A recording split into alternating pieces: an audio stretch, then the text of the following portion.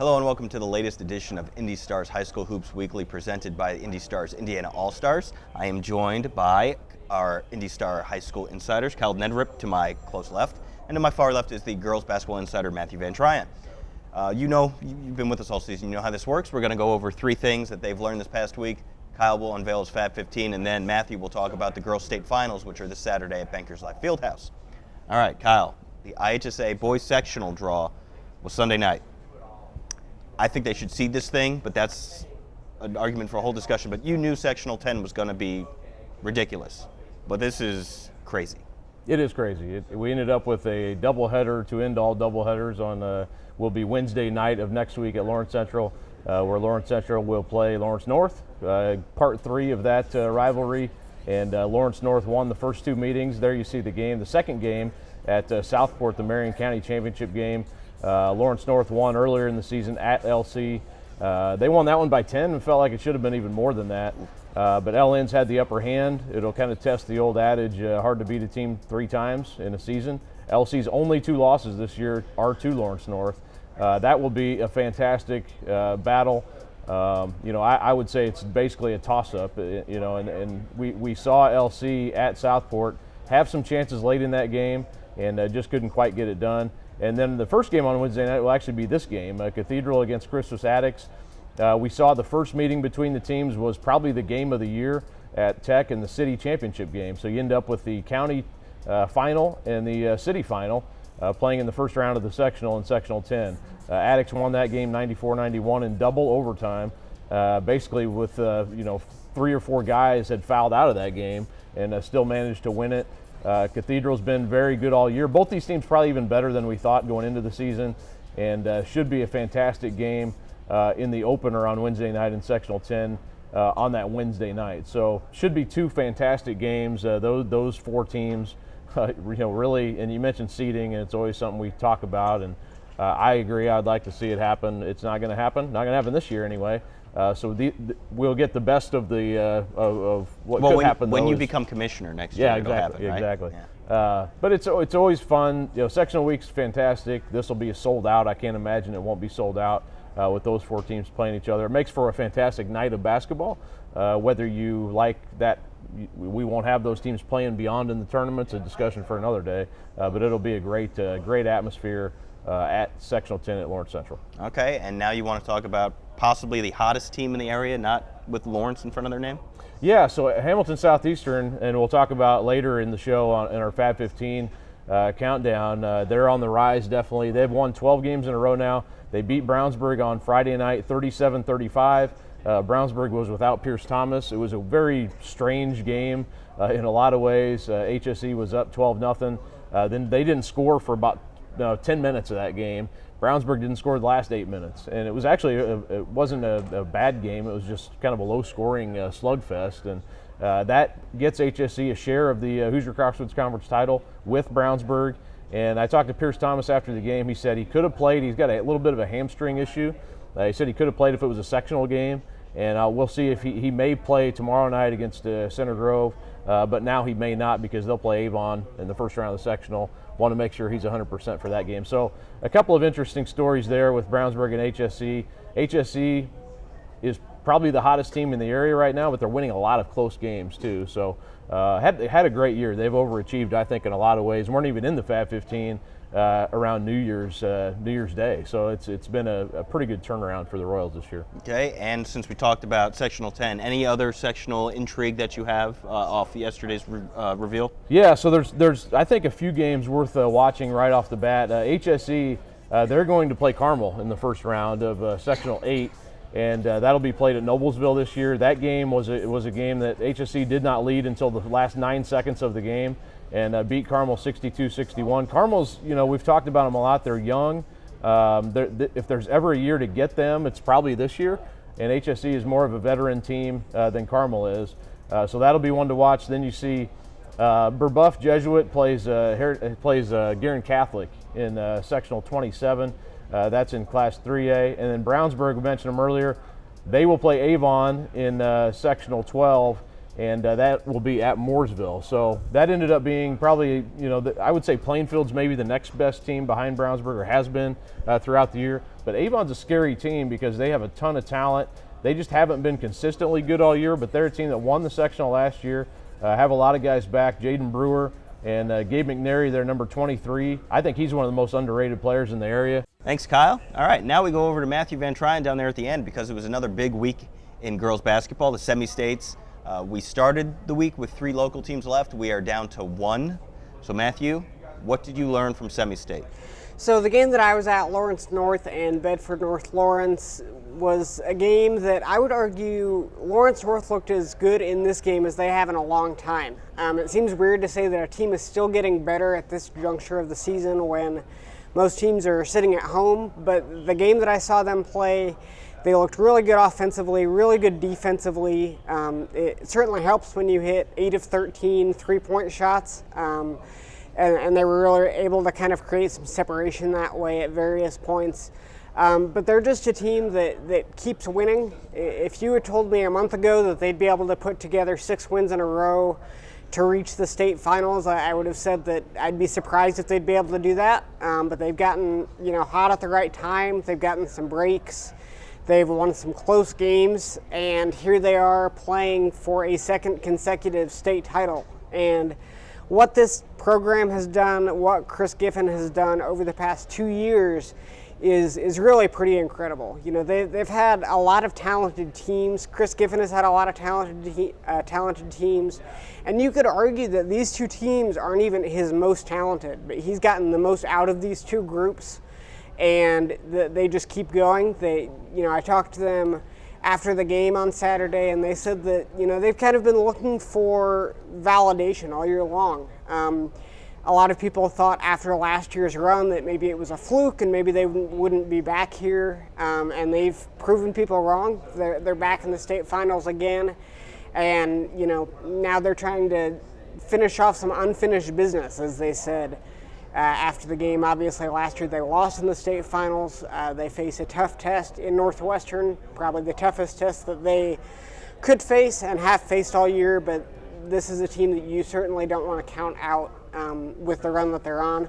Pivoting to Northwestern, they showed as much weakness as they have all year probably in that game against Penn. They were down 16-8 at the end of the first quarter, but then just kind of did what they do. Made a big run in the second quarter, took a lead into halftime, and then pulled away just enough there at the end to win by 10 points. So they go to the state finals for the 3rd year in a row. This will be their 1st year in 4A. They're coming off of back-to-back titles in 3A.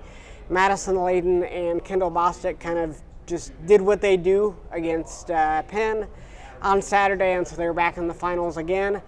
That'll be a really an interesting game to watch on Saturday, and we'll touch on that, but I also want to touch on Triton Central.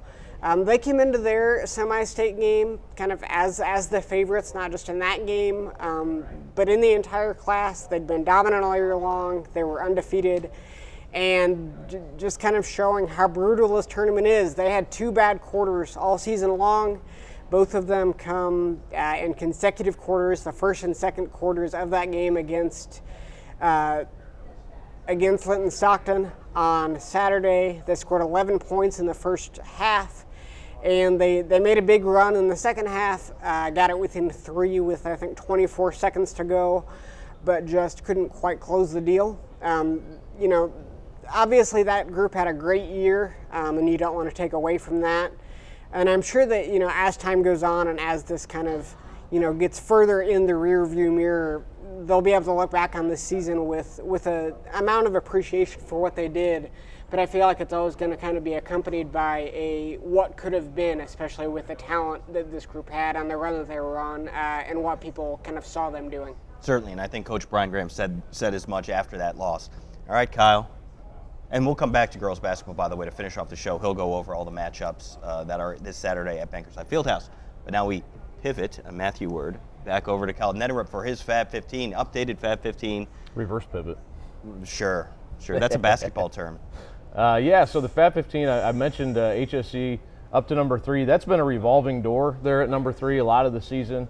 I mentioned Carmel going back to number 3 a couple weeks ago. but they have bounced back to number 8 now after they lost to Warren Central earlier last week actually. So HSE up at number 3. I don't know that number 3 all the way down to 15 is so close. It's been that way all season long, but I think HSE right now, like we mentioned earlier, besides those 2 Lawrence schools, which have been wire to wire, I think as hot as any teams in the area this season, HSE has been playing really good basketball. Brian Satterfield, talked to him again Friday. He really loves coaching this team, and I think that says a lot about the senior group that they have this year, and they really do play for each other. DeAndre Rhodes, who's a really good football player for HSE, he said as much. He's like, we enjoy coming to practice every day, and they play like that, and I think it's fun to watch a team like that. So HSE at number 3 this week.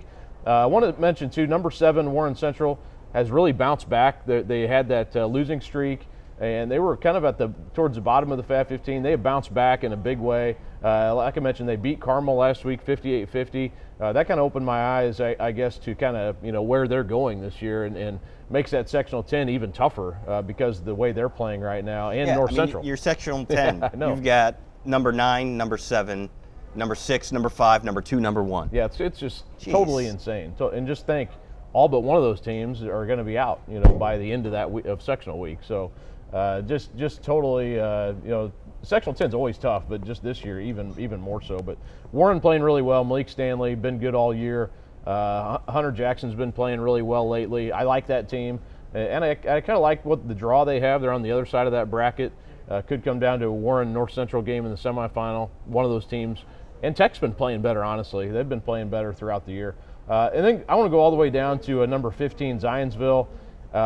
And kind of a downer because Ben Widener, their outstanding soccer player, was on the state championship team, and a huge part of the Zionsville basketball team this year is out for the season with the ACL injury, and they have that takes a lot away from what they're doing.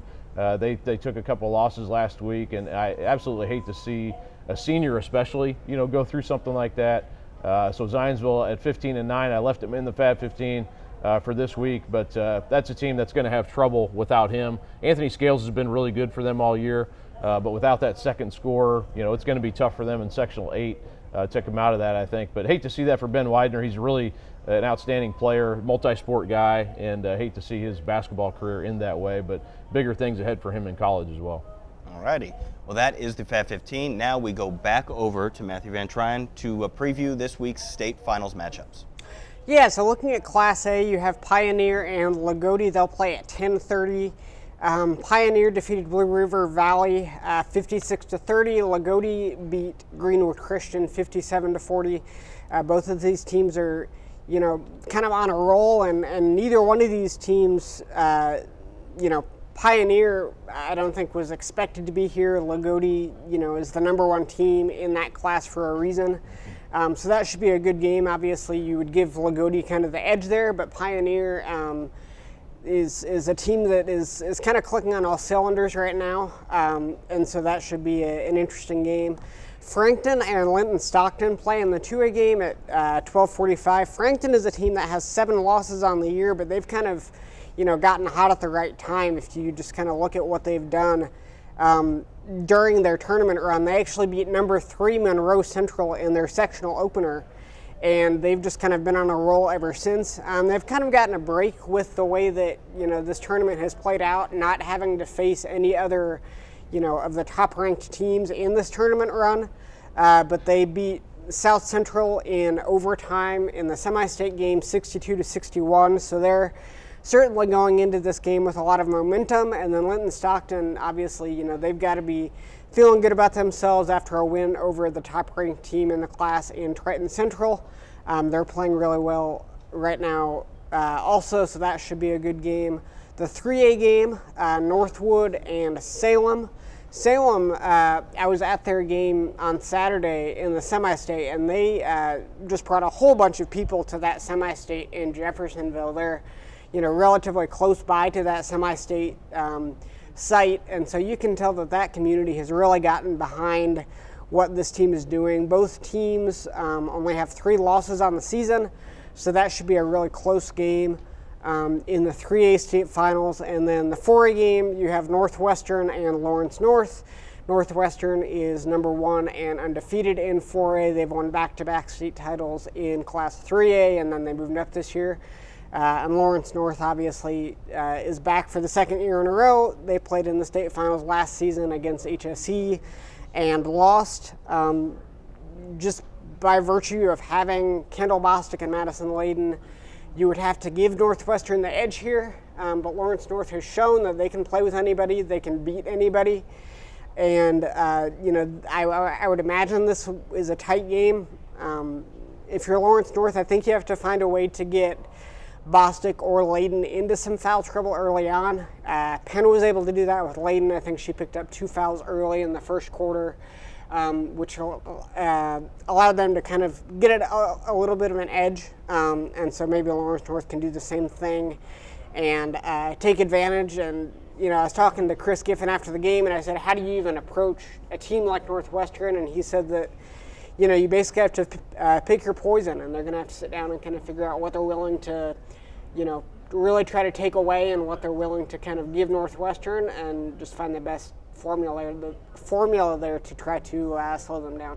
All right, fantastic. Well, Matthew, we'll have plenty of preview coverage all week at IndyStar.com/sports, as well as all the coverage from Saturday's 4 state finals at Bankers Life Fieldhouse. This is Kyle Neddenriep. That is Matthew VanTryon, and Kyle will have plenty of content like he always does. No one wrote more words in 2019 for the Indianapolis Star. That's nothing to brag about. Than Kyle Neddenriep. So yeah, he's wordy, folks. So am I at this point, because I'm just rambling on. But this has been the IndyStar High School Hoops Weekly, brought to you by the IndyStar Indiana All-Stars.